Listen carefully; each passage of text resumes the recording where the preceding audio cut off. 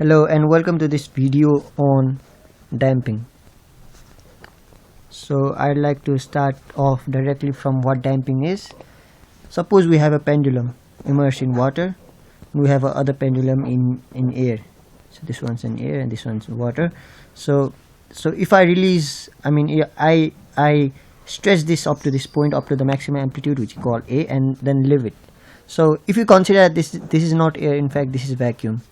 So if we consider that the pendulum is allowed to swing freely in vacuum, what would you expect? The amplitude, would you expect it to decrease or would you expect it to just be the same as A?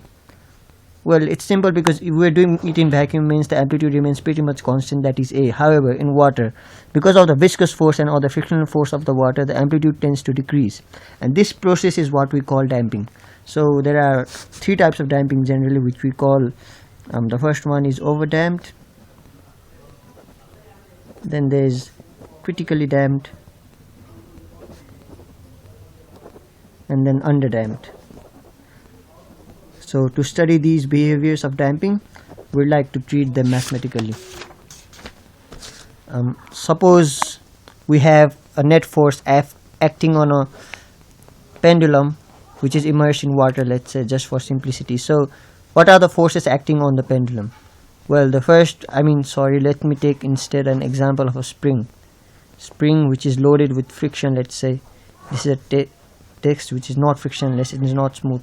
So the force acting on it is, the first force is kx, which acts according to, opposite to the displacement, so we use minus kx. And then there is the other force of damping, and experimentally it is found that the force is damping depends directly on the velocity. So the damping force depends on the velocity of this object which we are considering. So it's directly proportional to velocity, and it's actually equal to bv. B is a proportionality constant. The value of b is now, we'll just keep it b now. Now according to Newton's law, the force sigma F can be represented as m d square x by dt square, which is equal to minus kx minus bv. So to simplify this expression, let me do this simple mathematics. So when I get to this, I just took the m this side. So the value of k by m we consider to be omega naught square, if you remember it in the previous videos. And then to simplify this expression, let me suppose that gamma equals to b by m. So if we consider gamma equals to b by m, then omega naught square equals k by m, we reach to this expression equals to what do you get? Minus 2 gamma v. So I'd like to express bv as dx by dt, and taking all the expressions into the right hand side, we get d square x by dt square plus omega naught square x plus do gamma v is dx by dt equals to 0. So what we see right here is a differential equation in x. So in order to solve a differential equation in x, we are now to search such a value of x which would solve this. So we'll in fact need to look for a trivial equation. So how do you know what trivial equation you need to look into? So look into this equation. We need to search x as such a variable which when differentiated twice, added to its 2 gamma times, which means just a constant times its first derivative plus the value of x itself, it should give a result 0. That means all these terms are to be like terms in order to cancel each other and get to 0. So what kind of function do we know which when differentiated gives the like term, pretty much the term itself? That's the exponential, right? So we can consider this an exponential e to the power alpha t. Alpha is e should be a function of t, and then we just consider a constant a. So this function must be able to satisfy this equation. So in order to solve this, what I do is I put x equals to a to the power alpha t. So I differentiate this equation to get the value of d square x by dt square. I'll just skip a few steps here. So I'll get a alpha square a alpha t, and the value of dx by dt is again e alpha e to the power alpha t, and x is just what is x? So I substitute these values in this equation, and let me see what we get. We get plus 2 gamma A alpha e to the power alpha t plus omega naught square A e to the power alpha t equals to 0. So just simplifying this expression, I'll just remove the A e to the power alpha t. We get plus 2 gamma. I'm just taking common from this expression and putting it into the other side, A and e to the power alpha t. What's remaining here is alpha square. What's remaining here is 2 gamma alpha, and what's remaining here is omega naught square equals to 0. So let me write this in the next page. Alpha square plus 2 gamma alpha plus omega naught equals to, I guess that's omega naught square, yeah. Omega naught square equals to 0. So all we need to do is solve this quadratic equation, and we know the solution is minus b plus minus b square minus 4ac by 2a. Now here's the signification, the significance of using gamma equals to, we did suppose what we did, minus b by m equals to 2 gamma, right? So here's the significance of the 2, which I forgot to tell earlier. This 2, in fact, if this 2 were not here, this term would be pretty much complex, but because of the 2, let's see how easy this gets. We just take 2 common and cancel it out, so you get, this is what you get. So let me consider this term to be beta. Again, we are only considering this for simplification, easier simplification. You can just leave it this way and then solve the equation. So here we get the value of alpha. Now the technique here we've used it, remember we've considered that a equals to e to the power alpha t. So all we need to do is substitute this alpha here, right here, but alpha has 2 values, right? So this technique for solving differential equation tells us that while we consider a trivial equation to solve a differential equation, the actual solution is in fact any possible linear combination of these two. So linear combination, as we've studied a lot of times, is just you just differentiate these constant values. So let me say a1 and a2 are arbitrary constants.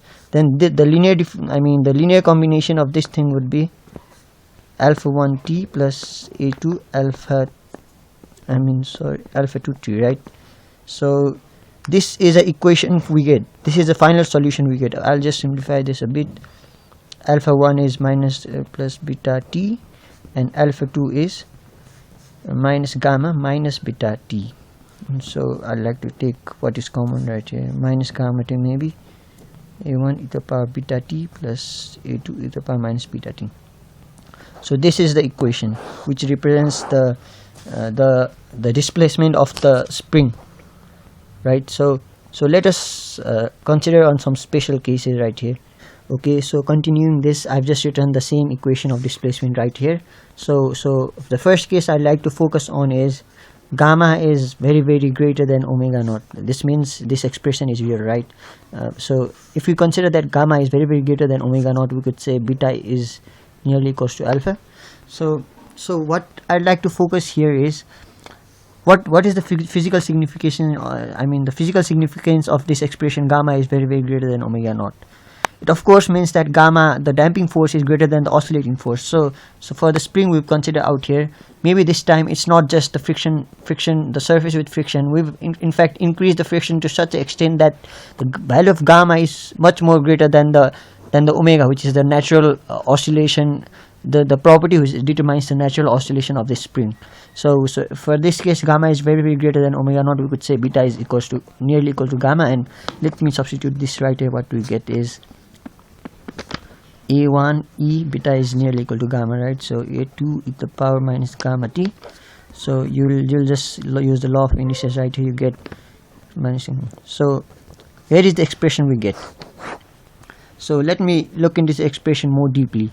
X equals to a1, which is the constant, plus another constant times e to the power minus 2 gamma t. This expression is essentially of the type x equals to e to the power minus alpha t, right? You're just playing around with the constants right there. So if you look into the graph of the expression, what we see is, of course, there's no oscillation, right? So the graph for oscillation would be something like this. So in this case, gamma is very greater than omega naught. There is no oscillation at all. In fact, this is the case of overdamped. You see, there's no oscillation, and the amplitude decreases exponentially. So this is what we call overdamped. So this is the case of overdamped. Now let me look into the other case. The other case is the gamma is only slightly greater than omega naught. So I don't know if you write this way, but still, yes, gamma is only slightly greater than omega naught, so it's almost equal, right? So if we substitute this in this expression, beta is still quite real. So I'll just like to rewrite this equation. So since beta is still quite real, we could use we know the expression for e to the power x is, by binomial theorem, is 1 plus x square by 2 factorial plus dot dot dot. So beta is quite small, so we could just ignore the higher values, and that means e to the power minus alpha t a1 e to the power beta t is 1 plus beta t plus dot dot dot dot plus a2 1 minus beta t plus dot dot. So what we see is here, I'll just simplify it, a1 plus a2 plus a1, I mean what is this, a1 plus a2 plus a1 beta t minus a2 beta t, right? So e to the power minus gamma t a1 plus a2 plus beta t a1 minus a2. This is just the expression we needed. So if you look into the graph of this equation, this is not just of the type e to the power minus alpha t, it's of the type e to the power t times e to the power minus, and this is the type of expression you get, right?